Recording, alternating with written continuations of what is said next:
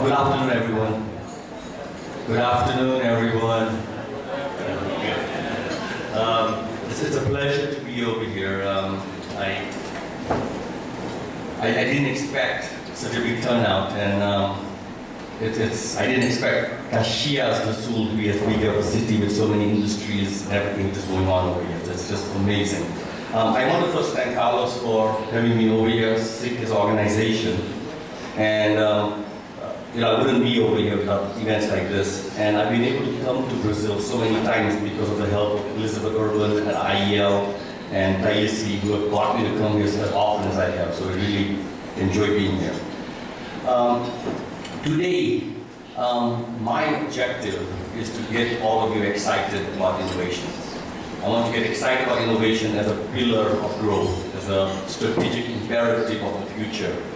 And I'm going to try and compete with you guys eating, but I'm hoping I'll inspire you and excite you to do exactly that. The title of the talk is Demystifying Innovation to Make Innovation Real. And I'll talk in 3 sections. One is about what is innovation, and let's make it simple. A lot of people use the word innovation, make it very complicated. It's not that complicated. It's about growth, it's about change, it's about creating new value. And then I want to help you make it real. How do you make it real in your companies? How do you, as leaders of your organization, inspire your management team, inspire your employees to say, this has to be done, and we can't keep on doing what we did yesterday. Because what we did yesterday will not serve us in the future. We have to do new and better things. And then, lastly, a summary of what you guys can do Monday morning, and that way you can get the journey of innovation started. Okay? So here's a couple of things about innovation that is very important. Many people do not know exactly what innovation is, but we know that if a company is innovative, and somebody comes to you and says, would you like to put some money in this company? You have a tendency to put money in companies which are innovative. Companies which are innovative, for some reason, will give you a bigger return of your investment. That's what venture capital does. That's what the stock market does. The companies which are innovative have a future. Companies which are innovative will give you a bigger return. So that's one of the premiums that companies which are innovative are. The second one is if your company is known as innovative, it's very clear that you can charge a higher price. For whatever reason, we like to buy things which are innovative. We want to show your iPhone over maybe a Samsung or a Motorola. I used to work at Motorola, right? Because it's better, it's cooler, it's more innovative, and we pay more money for it. So companies which create innovative products and services are able to charge more money. It's a better brand. And brands are better because of pricing in that. The third one is, all of us like to be a supplier to an innovative company. Today, who wouldn't want to be a supplier to Apple and then they tell the neighbors, hey, you're supplying Apple. I'm a supplier of Apple. So companies that are more innovative tend to attract the best companies to be suppliers to them. Otherwise, they will move to the more innovative company. Right? So again, there's a third premium. The fact that you can, there's a lower cost of capital for investing. You've got the highest price. And then you get the best partners. And the last one, which is, if you go to the university, at Professor Sorsi's university right now, where do the students want to go work? When they graduate, do they want to work for a boring company, or do they want to work for an innovative company? And you will see again and again that people will sign up for companies which are more innovative. I mean, right now, if you had a choice to work for Google, or to work for Yahoo, who will you work for? And the students are voting. And the students vote by going to Google because there's a better future. Young people will choose companies which have a future. Why? Based on how innovative they are. And these are the 4 premiums that every company here in Caxias do Sul should think about. That if you are the more innovative company, you'll be able to raise money in the market at a lower cost. You'll be able to sell things at a higher price because you have a better brand. You'll be able to attract the best suppliers. And you should, of course, be able to get the best, smartest people in the world to come to work for your companies. I have not told you what innovation is. What I've told you is what the benefits of innovation is for innovative companies. And so the question then is to you, why wouldn't you want to innovate? When we look at innovation, there is too much confusion on what is innovation. People think it's R&D. People think it's technology. Some people think it's what product innovation. Other people think it's market innovation. Others say it's channel innovation. And some people will even say it's about pricing or even partnering. The reality is it's all of it.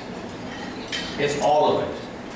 And so those of you who are in marketing, you'll focus on market innovation. Those in technology, R&D, will focus on R&D innovation. But the biggest value you will extract is by connecting the dots across marketing and engineering and strategy and your partners to build a great value. So from now on, when I talk about innovation, I talk about innovation in only a simple definition. Something that you will do that you have not done before in your company. Something that you do that you have not done before in your company, and that creates value, new value. If you change your pricing model and it creates new value for you, that is called innovation. If you change a partner and that partner creates more customers for you, it's called innovation. If you change the way you produce something and makes you do it faster, it's called innovation. Ultimately, the goal of innovation is simple. You must make something better, you must make something bigger, you must make something bolder, and you must do it faster, and you must do it cheaper. Better, bigger, bolder, and do it faster and cheaper. If you are able to achieve that, you will create value. Now many people will say, innovation is for those American companies. Innovation is for those companies from Northern Europe, Finland, and Denmark, and Germany, and wherever they are. Is China innovating? That's the question to ask everybody. The question is, who's making the money? And if China is making the money, and you cannot copy them, if you cannot copy them, then they're innovating. And that's the point you have to remember. They can copy somebody. You can fast follow behind somebody, but if it is new for your company, and it creates new value for your company, it is called innovation. So no longer do I want you to think like an Apple, I don't want you to think like a Motorola, I don't want you to think like a Philips. I want you to think about how you can do new things in your company, new ways to create new value. And that's the simple definition of innovation that is being embraced globally at this moment. And as a result, we are seeing value being captured by Brazilian companies like Natura, Braskem, Odebrecht, and others. And the same way in Mexico by Cemex, in India by Tata, and Reliance, in China by Haier, and all these other companies from other parts of the world who are doing a lot around innovation. So innovation is business innovation. It's the creation and capture of new value in new ways. Okay? So now the question is, if you did innovate, how do you know that you have created an innovation that will make money for you? What are the rules that innovation is a good thing? And here are the 4 things that you need to remember. Whenever you talk to your employees, to your team, to your strategy team, your marketing team, the 4 things. Innovation is something you have to do today that will make money for you tomorrow. And therefore, whatever you do today cannot be for today. It must be about tomorrow. So how many of you have a crystal ball to be able to see into the future? And if you do not have a crystal ball to see into the future, then you have to look into the future using a simple technique called trends. Trends.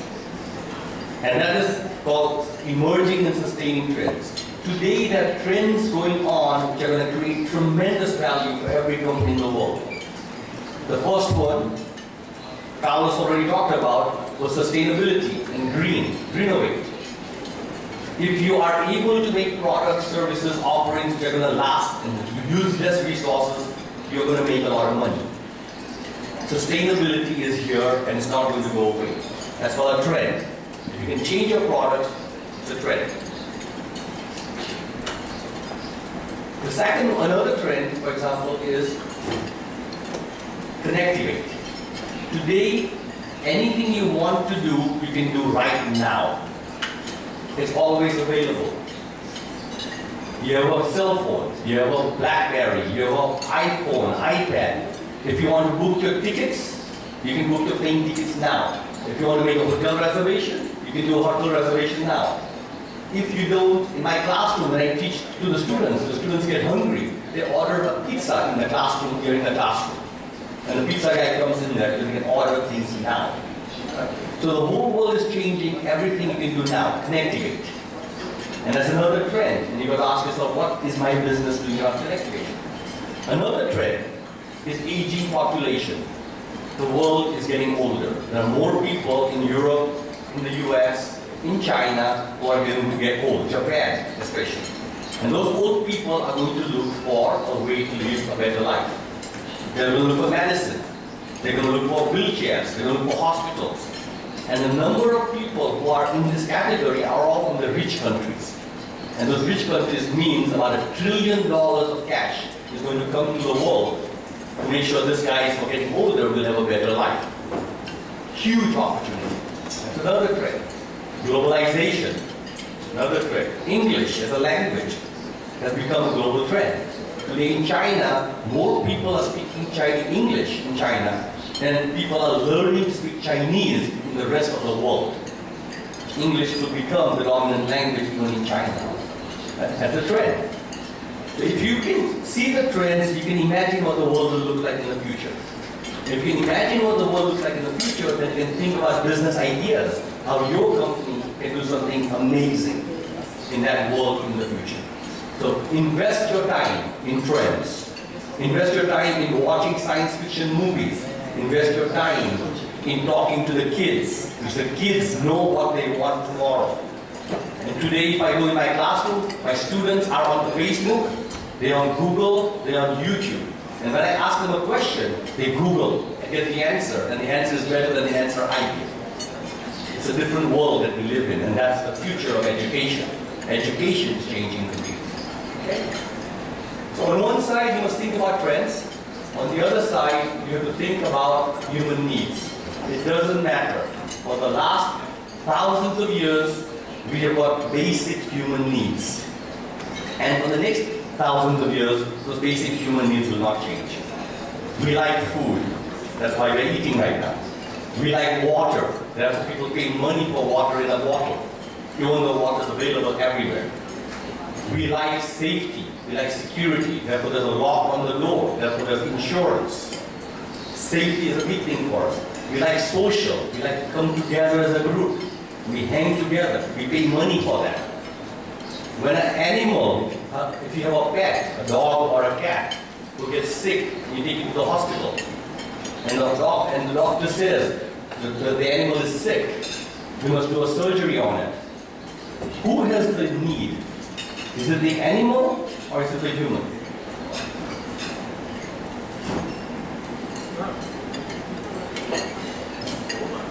It is the human. A lot of people think the animal is sick, but it is not the animal. It is the human being who wants to show his or her love to the animal.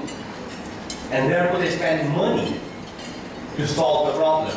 Remember the question in business, who is going to pay? The person who has the need. Never forget that. And so all business, all innovation must always ask the question, what is the human need?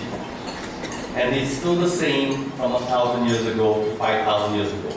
Today somebody says, I have a BMW or a Mercedes. 5,000 years ago, there was a man with a cheetah outfit and another one had a lion one. And the lion was better than the cheetah. But it was still the same thing.